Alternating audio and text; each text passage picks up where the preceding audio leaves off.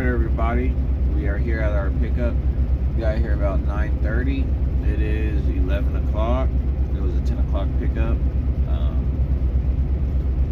So now we're just still waiting. Usually I'm already out of here. I don't know what's going on. But for some reason, normally this load's a light load.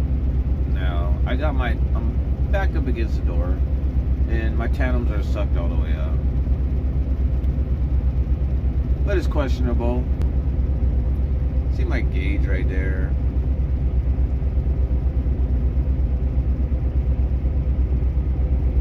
It is down there sitting on the 70. Hopefully I'm not heavy on overweight, because that won't be good. But still gotta stop and get fuel at the terminal once we get out of here. But real quick, we're at Nicholas.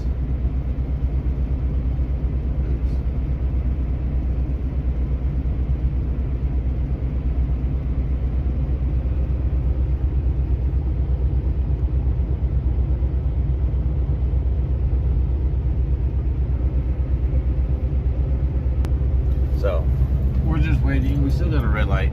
They come out and give us the paperwork when they're done. So, all right, everybody. So we are loaded. It is 11:35. We just got the paperwork. Came out with it. Got our seal. So all we got to do is pull forward and verify everything. So if we're 32,000 pounds, then it just must be how I'm sitting in the door went off for that gauge. I don't know. But let's get this done. Let's get out of here and try to see what we could get done as quick as we can with this truck. Alright, so I pulled up and then I got out, checked this trailer. Now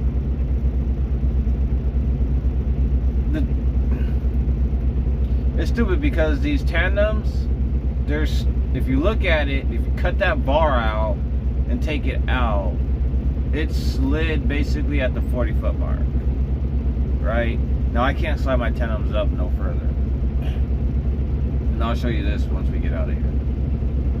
So that's two holes that I can't. So technically I'm not really at the 40 or sucked all the way up.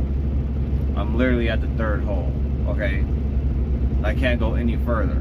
One is because when drivers pick up these trailers, they're dumbfounded about that bar that goes across. Either they need to move it to the ass end of the trailer, which that's what I do. That way it gives me all my extra little tandem notches or whatever you want to call them to slide forward as far as I could, if need be. But they got it set to where it slid back 3 notches than where it should be if it's fully forward. If that makes any sense. But anyways, my gauge is sitting at 70, even on flat. Like, I'm literally at 70. That 70 on my truck is overweight.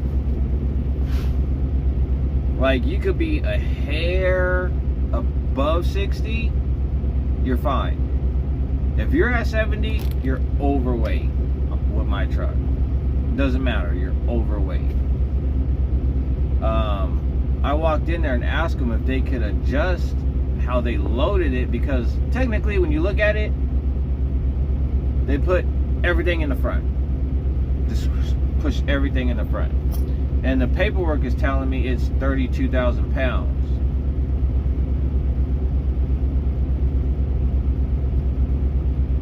No, it's not. It's heavier than 32,000 pounds. I don't know why they put 32,000 pounds on the paperwork. Because, let me see. So, basically what it boils down to is this trailer is what's throwing it all off for the weight. That's why the load that I brought up here, I was 2,000 pounds heavier on my drives and lighter on my tandems. But I wasn't really paying attention exactly where that trailer was, because between the skirts and the lineup with the holes, hold on, they don't really match. Because normally if it's sucked all the way up, it almost lines up with the skirt too. You can barely put your arm in and grab the little lever. Or they don't match up and they do give you space and you're already sucked up. But I just asked them to stretch the freaking trailer out. Use the space of the trailer, because I can't do anything with this trailer. And depending on where I go, I don't know if, or when I go to the terminal, I don't know if they're going to cut that bar out. So I'd rather them just stretch the product out, because like I said, it's if halfway from the halfway point all the way forward. Just saying. But hopefully they get to me quick enough, because last time I was here, like months ago, a driver asked me, he was like,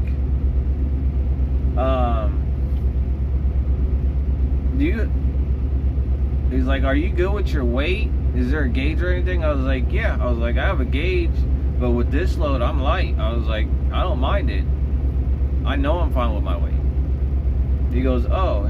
He's like, well, because we have drivers that come back overweight, and I don't understand how is that overweight if it's only 32,000 pounds. Well, 32,000 pounds on the paper isn't 32 what you're putting in the trailer half of the time. But then I told them it also depends on how they load it. If you're throwing everything on the front, depending on the truck and trailer, blah blah blah, you're putting more weight on the truck itself. And then you got all that weight that you can put in the back there. So we'll just see. Alright, so the loader, one of the loader, the guy that's knows what the heck he's doing, that's been here, that trains people, a rookie loaded me. Okay, not a big deal.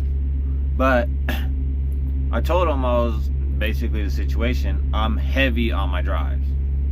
Can you just spread the weight through the trailer and take some weight off of my drives? And there's flour back there, and he knows that shit's heavy. So he's gonna go in there and see what the guy did. That way he could try to stretch it out instead of putting all the weight on here, because he knows how to load these trailers. It's just, yeah, the rookie doing it to where situation I have with this trailer, which I probably will talk to the mechanic at the trailer shop and see if they can cut that bar off, because it should not be where it's at. Just saying. But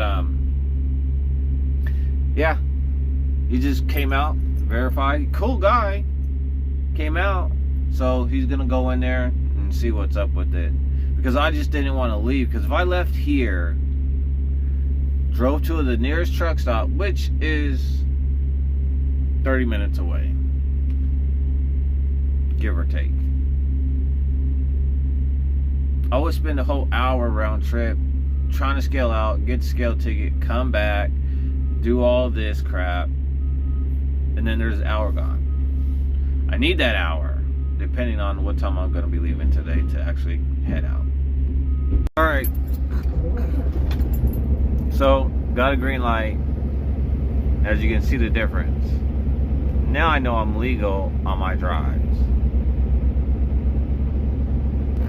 So shitty thing is, I still gotta get fuel, but I know I got enough space to still put a full tank of fuel in here.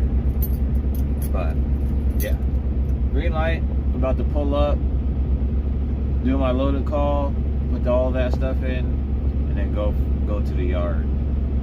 then of course I'm gonna get fuel and then use a scale at the yard and go from there.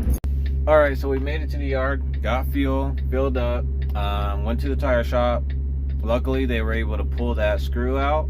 It wasn't leaking afterwards. Now I'm over here by the trailer shop to see if they could cut that bar off. Let me show you. It's a -10 load. Can't see nothing through the phone. But technically we're in the third hole. Come on, zoom out. Third hole. This should at least be able to go to here. Right now, it's going no further than third hole. That's pretty much the 40-foot mark. Now granted, this is the 40-foot mark. So this trailer has 4 holes for the 40-foot mark. But if I need to slide it forward, I won't be able to because that bar. What's up, everybody? Well, I'm back. Laughlin, Nevada.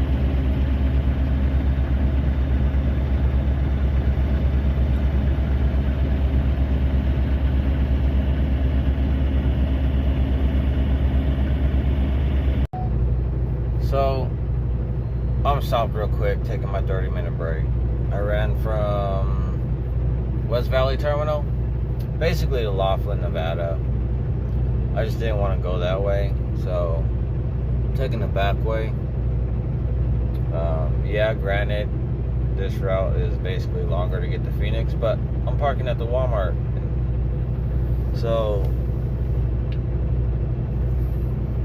it's been a day. It's been a day. One tire guy pulled that screw out. He says it wasn't leaking. He sprayed whatever on there. Didn't hear any air. And then 2, I think the last time I left you was probably the bar. The trailer shop. He cut the bar off for me. Gave me another one, which I slid all the way to the back.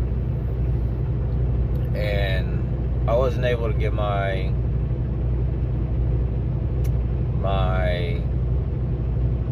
PM done / oil pan gasket. Granted, they said they could do it, but apparently they just had too many trucks. Yesterday there was only one mechanic working, and there was nobody getting their truck worked on. Monday hits, everybody gets their stuff worked on. I couldn't do it yesterday because just didn't have the time, and I didn't want to sit there and and there was only one guy there, so he was on pre-crawl. But I did do one thing, which is get all my clearance lights on, which don't do it. If you have a truck like mine that's older, it's not like terribly older, but the 2019 clearance light goes out. What I didn't know is basically those screws were all shot. Half of them was a pain in the ass to get them out. Had to use like needle nose vice grips to actually grab them and turn them out. That's even after you break the heads off of them, because my vice grips, they weren't working. Apparently when you do those, they're actually screwed in by rivets. So it looks like just it's built in. No, those are all rivets. Now granted, since they're all rivets, you would be like, well, why don't you just put rivets in there? Well, the shop didn't have any, so I work with what I got. Now, I did rig one up. One of them, I took the rivet out and just put the bolt through and just put a nut on the inside because it was right there in the middle, so I was able to stick my hand in there, hold the nut with vice grips, and then mechanic helped me and tightened it up. That's all one. The other one, I just retapped after I drilled it out twice, because I had to drill one out, the old one. Then I was shooting it with a PV blaster, cleaning it, got it to where the bolt was going in and coming back out easily. And after the second time me bringing it back out, it snapped inside, so I had to drill that out. So yeah, matter of fact, let's go see what it looks like. Boom. So they're all new LEDs. I believe they're bright, super bright. Sorry, it's windy out here. I'm going to put clear silicone around it, so around all of them. So yeah, walk around the trailer real quick.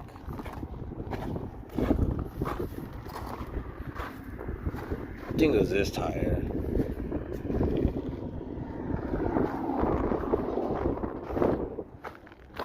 Let me see it up in here.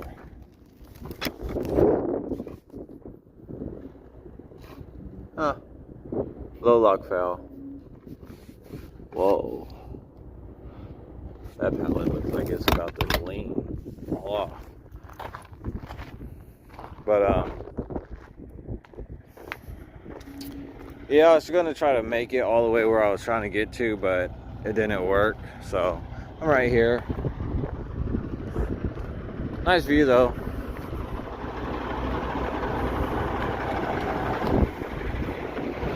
Yeah, I got about another 17 more minutes until my 30's up. And then I'm only about 30 minutes away from where I'm parking.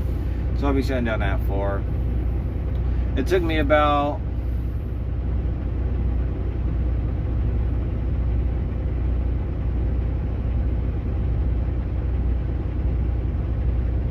about 4 hours to do all that just for those lights. Think it's gonna be simple and easy? No. The mechanic's like, we just drill the rivets out and then put new ones in. But they didn't have any, so that kind of screwed me. So I wasn't able to. And the only reason why I drilled the one out is because the rivet, once you start putting pressure on it with the screw, it just started to turn. So that's why I took that one out. Which, now that I'm thinking, I could have just used the vice grips and held them on the inside and then just screwed it in. That would have been, I don't know. But I got irritated. That was like the most irritating. 4 hours, 4 to 5 hours to do that. But they're on. Next time, if I ever do that again, I know I need to get rivets. Make sure I go to the shop, ask them to order some rivets before I do it, because I'm not gonna do that shit again. And that's why I'm glad that I was in Utah, because no other shop or mechanic through Cali or Phoenix helps you out or allow you to use their tools. Now, granted, they pay for them and all that stuff, but you get some people that's real cool with you that let you use their stuff, no problem. I don't give it back to them like all dirty and all messed up. I did mess up and I broke his one smallest bit that he had, which I tried to pay for it to replace it. He wasn't going for it. He was like, I don't use it, but I still feel bad about it. And then when he tried to help me up with the lights, he ended up breaking one of my lug nut covers, which he felt exactly how I felt when I broke his freaking smallest drill bit, and I wasn't tripping on it. And plus I had extra anyway, so it's not even a big deal. I was like, his drill bit probably costs twice as much as those freaking things do.